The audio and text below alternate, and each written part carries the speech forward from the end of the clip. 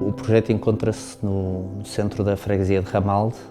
em que é muito marcado por um contexto em que temos várias realidades. Temos uma zona industrial, que acaba por marcar ali uma grande fronteira na cidade.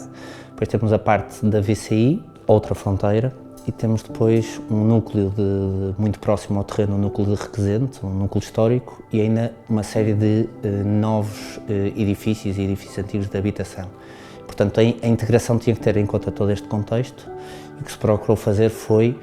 um edifício que, pela escala, concorresse um pouco com os edifícios de 9, 10 pisos que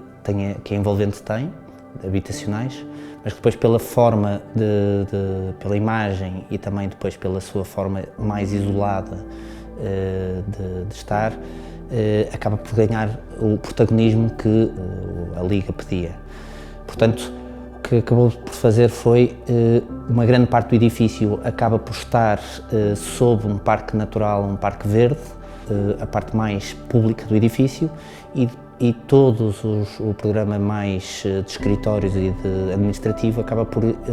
aparecer num único bloco, à volta de 6, 7 pisos, que emerge do resto envolvente nestas circunstâncias. Nós queríamos que, sobretudo, o programa mais lúdico estivesse em grande contacto com o resto da envolvente e, portanto, que tivesse uma grande acessibilidade ao público em geral. E por isso o que se tentou fazer foi que toda esta cobertura verde tivesse por baixo dela parte programática mais lúdica, a parte do museu, a parte de... Temos até uma zona de crianças, tem depois o campo de futebol, o campo de jogos, tem uma loja, tem a parte de auditório, portanto, todo o piso térreo é ocupado por esta parte mais lúdica e de contacto mais direto com o público.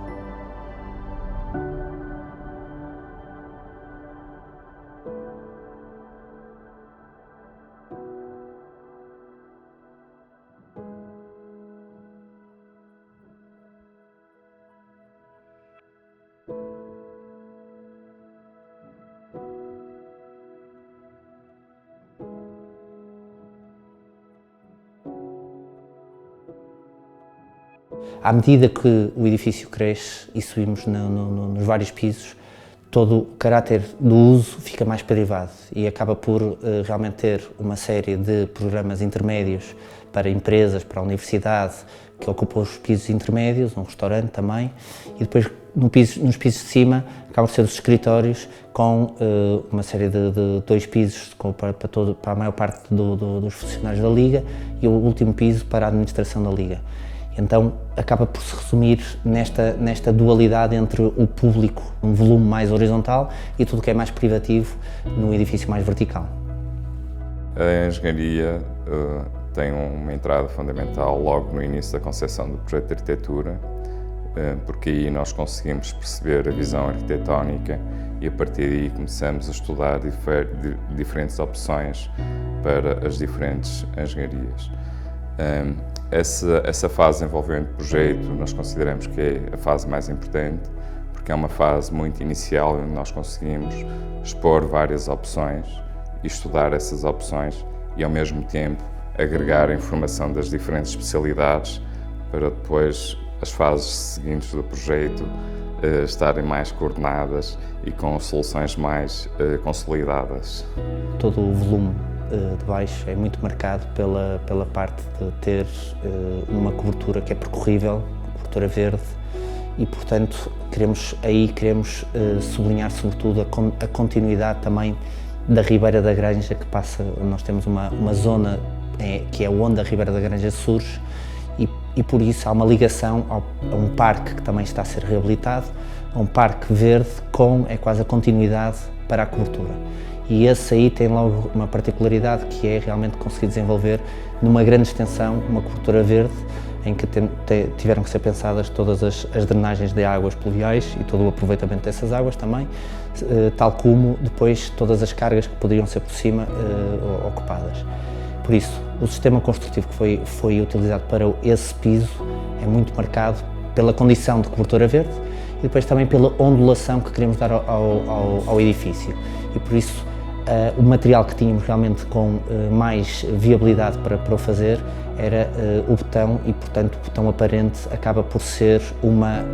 das constantes do edifício no seu interior e também no exterior. Para o edifício, para a parte vertical, para o volume mais vertical, foi pensado um volume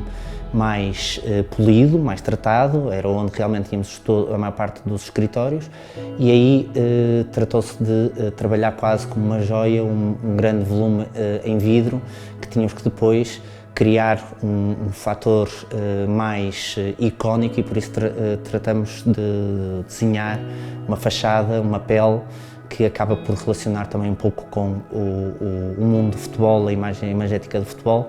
e essa pele acaba também por, além de dar uma imagem, também proteger um pouco também essa exposição. Essa preocupação foi tida desde o início, desde a fase de concepção, a diferentes níveis. Nós utilizamos como guia diferentes vetores, seja na racionalização e na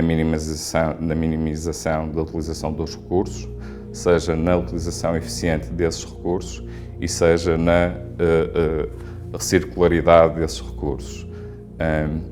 Um dos exemplos em relação à minimização da necessidade dos recursos tem a ver, por exemplo, com a otimização estrutural, ou seja, nós termos soluções que são estruturalmente mais eficientes permite-nos ter uma necessidade menor de utilização de recursos. Em termos de minimização de recursos, temos também a utilização de equipamentos e de sistemas que sejam eficientes. Por exemplo, a quantidade de água que é necessário utilizar através de equipamentos mais eficientes e, noutra vertente que tem a ver com a recircularidade, nós temos exemplos, por exemplo, da utilização da cobertura verde do pódio para captar essa água, que é uma vasta área, para minimizar também o tempo de concentração das drenagens e, na vertente da reutilização, ou seja, temos menos necessidade de água potável porque estamos a utilizar água que é armazenada para depois fazer utilização, como por exemplo regas ou lavagens. Quanto à energia, nós utilizamos equipamentos eficientes e também temos uns sistemas na cobertura de utilização de energia fotovoltaica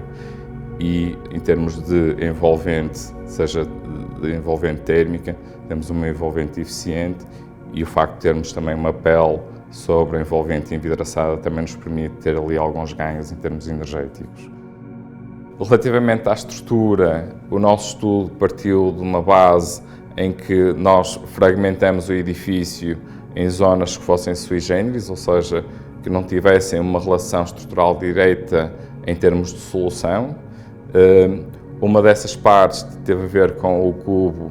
que nós tínhamos como briefing fazer com que o cubo levitasse sobre o pódio como se fosse uma ideia de uma bola de futebol levitar.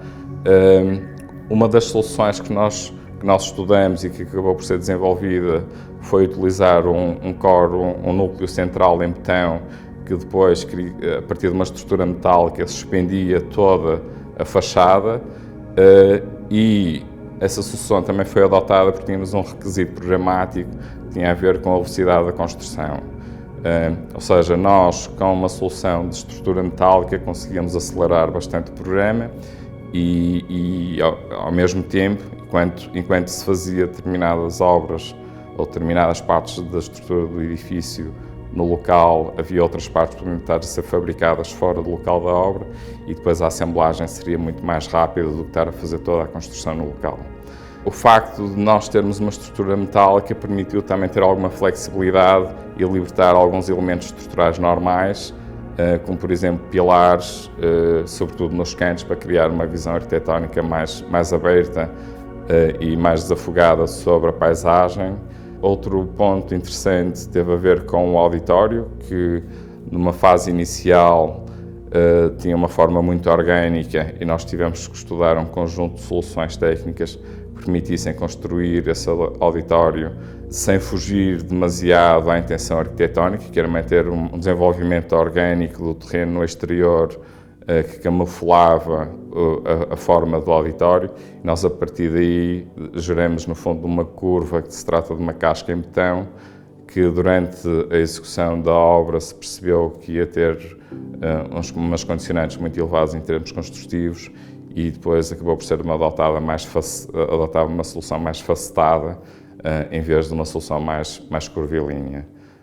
Houve uma grande parte do sistema construtivo e também do desenho da própria fachada que teve em conta a parte da sustentabilidade. Há primeiro uma procura de criar uma integração urbana, não só a nível volumétrico, mas também a nível funcional e de continuidade entre os vários espaços, de realmente rematar aquele vazio e de procurar que o projeto seja um projeto âncora para a comunidade envolvente. Logo aí há realmente uma procura por esse caminho. Em seguida, há esta questão da cobertura verde que referi, que procura sempre fazer o tratamento das águas, além de tentar que haja, num ponto crítico também da cidade, onde temos realmente a Ribeira da Granja, haja a procura de minimizar ao máximo o impacto que toda a construção tem no movimento de terras e nas casualidades que possam vir a acontecer em termos de cheias, etc.